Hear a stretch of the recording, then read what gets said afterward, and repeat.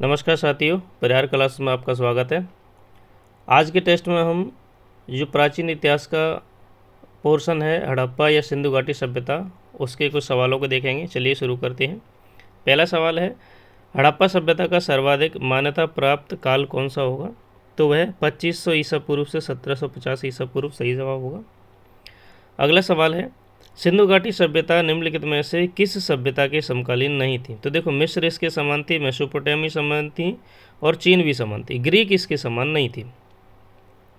ये इसके नीचे डिटेल्स भी लिखी हुई आती हैं, आप इनको पॉज करके टेस्ट को पढ़ सकते हो। अगला हमारा सवाल है कि सिंधु घाटी सभ्यता कहाँ तक विस्तृत थी? तो ये देखो, सभी ऑप्शन सही है, लेकिन सबसे बड़ा ऑप्शन पंजाब, राजस्थान, गुजरात, उत्तर प्रदेश, यूपी, हरियाणा, सिंध और बलूचिस्तान, ये ऑप्शन हमारा सबसे बेस्ट है। अगला सवाल है, सिंधु घाटी सभ्यता में घोड़े के अवशेष हमें कहाँ से मिले हैं? तो वह सूरकोटड़ा से मिले हैं। ऑप्शन ए हमारा सही है। अगला सवाल है हमारा, सिंधु घाटी स्थल कालीबंगा किस प्रदेश में है? कालीबंगा हमारा राजस्थान में पड़ता है, तो ऑप्शन ए सही है। अगला सवाल है, निम्नलिखित में से किस पदार्थ का उपयोग हड़प्पा काल की मुद्राओं के निर्माण में किया जाता था? तो वह स्लेट या सेलम कड़ी का यूज़ किया जाता था। अगला सवाल है हमारा, हड़प्पा सभ्यता किस युग की है? तो देखो, आप याद रख लेना, कांसे की सबसे ज़्यादा मूर्तियाँ मिली हैं, तो हम उसे कांस्य युग में रख देंगे, तो ऑप्शन ए हमारा सही हो जाएगा। सॉरी। सिंधु घाटी सभ्यता के लोगों का मुख्य व्यवसाय क्या था? तो देखो, वहाँ के लोग मुख्य रूप से व्यापार किया करते थे, तो ऑप्शन ए हमारा सही हो जाएगा। अगला सवाल है, हड़प्पा सभ्यता के निवासी थे, ग्रामीण थे, शहरी थे या खानाबदोश थे या जनजातीय थे? तो हड़प्पा सभ्यता है वह एक नगरीय सभ्यता थी, शहरी सभ्यता थी, तो ऑप्शन बी हमारा सही हो जाएगा। अगला सवाल है, सिंधु घाटी सभ्यता के घर किससे बने होते थे? लकड़ी के, ईंट के, बांस के, काय के बने होते थे?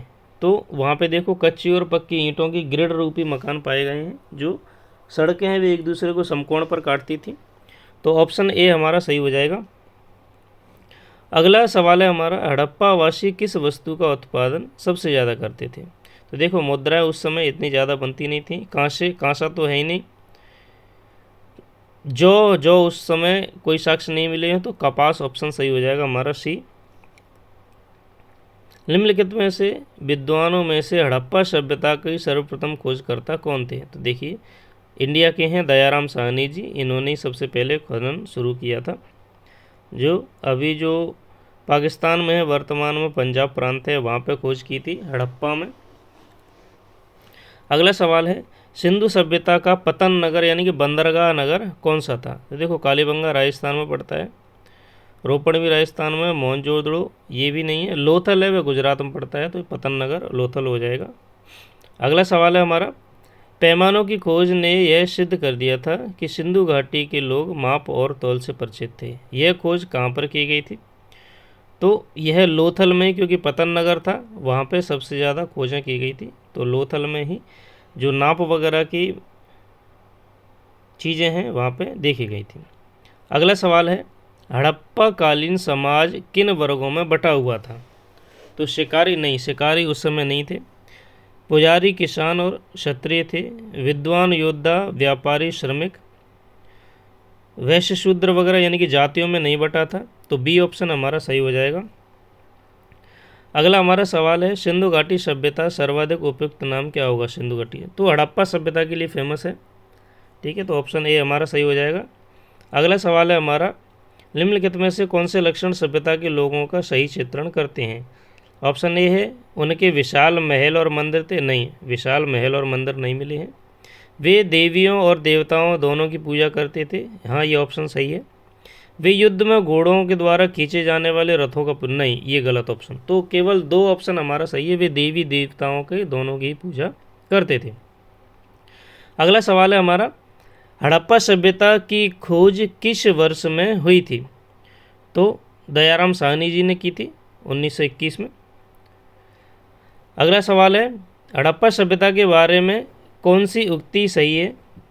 उन्हें अश्वमेध की जानकारी थी। नहीं, गाय उनके लिए पवित्र थी, ये भी सही नहीं है ऑप्शन। उन्होंने पशुपति का सम्मान करना आरंभ कर दिया था। हाँ, क्योंकि पशुपतिनाथ की मूर्ति मिली है वहाँ से, तो ऑप्शन सी हमारा सही हो जाएगा। अगला सवाल है, हड़प्पा के लोगों की सामाजिक पद्धति कैसी थी?